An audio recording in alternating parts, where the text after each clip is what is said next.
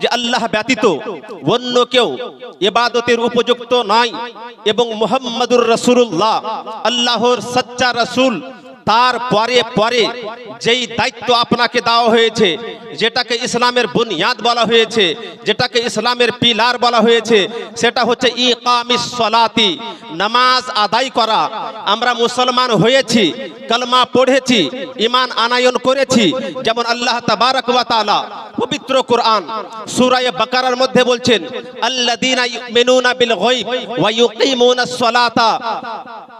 হেদায়েত প্রাপ্ত ওই সমস্ত ব্যক্তি যারা গায়বের উপর ঈমান এনেছে, আল্লাহকে দেখেনি ঈমান এনেছে, জান্নাত দেখেনি ঈমান এনেছে, জাহান্নাম দেখেনি ঈমান এনেছে, ফেরেশতা দেখেনি আর ঈমান এনেছে, কবরের আযাব দেখেনি ঈমান এনেছে।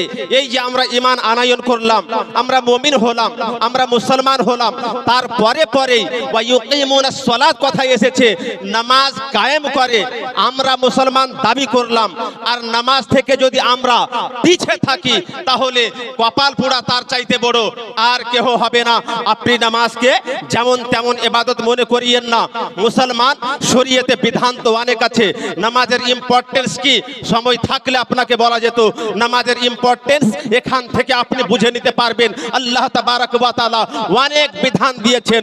নামাজের বিধান যেমন দিয়েছেন, রোজার বিধান দিয়েছেন, যাকাতের বিধান দিয়েছেন, হজের বিধান দিয়েছেন। তাফসীরে নাঈমিতে লেখা হয়েছে আল্লাহ তাবারক ওয়া তাআলা রোজার বিধান দিচ্ছেন, জমিনে বিধান দেওয়া হচ্ছে ফেরেশতার মাধ্যমে, হজের বিধান দিচ্ছেন, জমিনে বিধান পাঠানো হচ্ছে, যাকাতের বিধান দিচ্ছেন, জমিনে বিধান পাঠানো হচ্ছে। কিন্তু নামাজের বিধান যখন আল্লাহ তাবারক ওয়া তাআলা রাসূলুল্লাহকে দিতে চাইছেন, বুখারী শরীফ কিতাবুস সালাত কাইফা ফুরিদাতিস সালাহ ফিল আসরায়ে এতে লেখা হয়েছে রাসূলুল্লাহ সাল্লাল্লাহু আলাইহি ওয়াসাল্লামকে ধরতিতে এই বিধান দিয়ে পাঠানো হচ্ছে না নামাজ ফরজ করার জন্য। প্রিয় নবী মুহাম্মদুর রাসূলুল্লাহকে সাত তাবাক আকাশের উপরে লামাকানে আল্লাহ তাবারক ওয়া তাআলা ডাকার পরে নামাজ জানো উপহার মুসলমানকে দান করেছে। সুবহানাল্লাহ, বেশক, মাশাআল্লাহ, বহুত খুব। তো মুসলমান এর ইম্পর্টেন্সটা আপনি লক্ষ্য করেন তো, এত গুরুত্বপূর্ণ ইবাদত যেটাকে আল্লাহ তাবারক ওয়া তাআলা হাবিবকে সাত তাবাক আসমানকে ভেদ করে ডাকার পরে আসমান থেকে যেই ইবাদত দিয়ে পাঠাচ্ছেন আল্লাহর রাসূল সাল্লাল্লাহু আলাইহি ওয়াসাল্লাম, এটাকে আল্লাহর দরবার থেকে উপহার হিসাবে নিয়ে এসেছেন, আমাকে আপনাকে দিয়েছেন। উপহার কি, গিফট কি আমরা জানি, আপনারা জানেন। আপনি যখন কলকাতাতে যান, বহরমপুর আপনি যান, আসার পথে নিজের মায়ের জন্য, বাপের জন্য যদি আপনি উপহার নিয়ে আসেন, আর ওই উপহার যখন আপনি বাপকে দিবেন, মাকে দিবেন, বেটা বেটিকে দিবেন, ওরা যদি অ্যাকসেপ্ট না করে আপনার মন দুঃখিত হয়ে যাবে। কারণ কত আপনি নিয়ে আসলে আশা করে আমি দিব আমার সন্তান সন্ততিকে বা পিতা মাতাকে, ওরা অ্যাকসেপ্ট করে নিবে। তা যদি অ্যাকসেপ্ট করে নিত আপনি আনন্দিত হয়ে যেতেন। যদি আপনার আনা গিফট তারা অ্যাকসেপ্ট না করে আপনি নারাজ হয়ে যাবেন। নামাজ এই বহরমপুরের মার্কেটের গিফটের কথা আমি বলছি না। এই নামাজ কলকাতার কোনো শপিং মল থেকে আনা গিফটের কথা বলছি না। এই নামাজ আল্লাহ তাবারক ওয়া তাআলা রাসূলকে দিয়েছেন, আসমান থেকে নিয়ে এসেছেন। আল্লাহর দাওয়া, রাসূলের আনা এই গিফট যখন উম্মতিকে দিলেন, উম্মতি অ্যাকসেপ্ট করে এই নামাজকে যদি টাইমের মধ্যে আদায় না করে তো বলেন মুসলমান ইমানের সহিত রাসূলুল্লাহ কি নারাজ হবেন না? রাসূলুল্লাহ কি দুঃখিত হবেন না? যেই নামাজ রাসূলুল্লাহ পড়েছেন, বারবার পড়তে বলেছেন আল্লাহ তাবারক ওয়া তাআলা কোরআন শরীফের মধ্যে একাধিকবার নামাজ পড়ো, নামাজ পড়ো বলছেন। রাসূলুল্লাহ সাল্লাল্লাহু আলাইহি ওয়াসাল্লাম বারবার বলছেন নামাজ পড়ো, নামাজ পড়ো। রাসূলুল্লাহ বলছেন জুইলাত কুররাতু আইনি ফিস সালাহ, নামাজ যখন আমার উম্মতি পড়ে এতে আমার চোখ শীতল হয়ে যায়, ঠান্ডা হয়ে যায়। সুবহানাল্লাহ। তো এই নামাজকে আপনি ছাড়িয়েন না, রাসূলুল্লাহকে নারাজ করিয়েন না। এই নামাজ আপনি পড়তে থাকেন। নামাজ এমন এক ইবাদত, আল্লাহ তাবারক ওয়া তাআলা যত মাখলুক তৈরি করেছেন একটু আপনি যদি ধ্যান দেন, তাফসীরে নাঈমের মধ্যে এই আয়াতের ব্যাখ্যাতে বলা হয়েছে আল্লাহ আল্লাহ তাবারক ওয়া তাআলার এই সৃষ্টি কয়েক শ্রেণীতে বিভক্ত। নামাজ যখন বান্দা পড়ে একটা অবস্থা হয় কিয়ামের দাঁড়িয়ে থাকা, আর একটা অবস্থা হয় রুকুর, একটা অবস্থা হয় সাজদার, একটা অবস্থা হয় কাদার। আল্লাহ তাবারক ওয়া তাআলা এই রকম যে নামাজের অবস্থা, আল্লাহর মাখলুক, আল্লাহর সৃষ্টি এই রকম কয়েকটা ভাগে বিভক্ত রয়েছে। আপনি গাছগাছড়া দেখছেন একেবারে দাঁড়িয়ে আছে, নামাজে যেমন আপনি দাঁড়িয়ে থাকেন তেমন দাঁড়িয়ে আছে। আপনি দেখবেন কি বলে চতুষ্পদ পশুগুলো যখন আপনি দেখবেন, ঘোড়া দেখবেন, গরু দেখবেন, তারাকে মনে হচ্ছে এরা রুকু অবস্থায় আছে। আপনি যখন ব্যাংকে দেখবেন মনে হবে এরা কাদা করা অবস্থায় আছে। আপনি কেঁচোকে দেখবেন, সাপকে দেখবেন, সব সময় মাথাকে মাটিতে লাগিয়ে রেখেছে। এই যে আল্লাহর সৃষ্টি বিভিন্ন অবস্থানে আল্লাহর ইবাদত করছে। আল্লাহ তাবারক ওয়া তাআলা নামাজ দিয়েছে বান্দাকে, আর নামাজের মধ্যে এই সৃষ্টি জগতের কয়েকটা অবস্থানকে, কোনটার নাম রুকু, কোনটার নাম কুউদ, কোনটার নাম সুজুদ, কোনটার নাম কিয়াম রেখে দিয়ে আল্লাহর এই সৃষ্টি যত রকম অবস্থানে ইবাদত করে সমস্ত ধরনের ইবাদত যেন এই বান্দা অর্জন করতে পারে, এই জন্য নামাজ দেওয়া হয়েছে। সুবহানাল্লাহ। মুসলমান, আপনি যদি শারীরিকভাবে সুস্থ থাকতে চান তবু আপনি নামাজ পড়তে পারেন। নামাজ তো পড়তেই হবে। নামাজ আপনি পড়বেন, আপনার লাভ রয়েছে। নামাজের প্রত্যেকটা কন্ডিশন অবস্থানের উপর গবেষণা করে আপনি হাত বাঁধছেন, দাঁড়িয়ে আছেন, যত রকম অবস্থা আছে প্রত্যেকটা অবস্থানের উপর মডার্ন সায়েন্স আজকে গবেষণা করে প্রুফ করে দিয়েছে এর চাইতে উত্তম এক্সারসাইজ আর হতে পারে না। আপনি নামাজ পড়বেন, শারীরিকভাবে আপনি সুস্থ থাকবেন।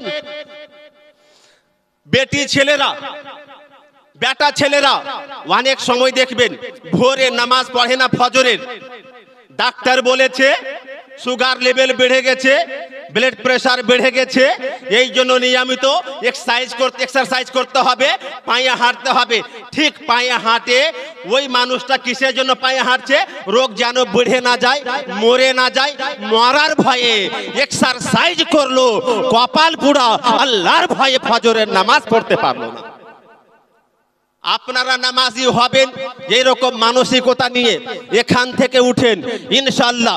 রাসূলুল্লাহর হাদিস আছে ইবনে মাজাহ শরীফ পেজ নাম্বার 252 এর মধ্যে আল্লাহর রাসূল সাল্লাল্লাহু আলাইহি ওয়াসাল্লাম বলেন, হযরতে আবু হুরায়রা বলেন, আমি নামাজ পড়লাম, নামাজ পড়ার পরে রাসূলুল্লাহর কাছে গিয়ে বসলাম।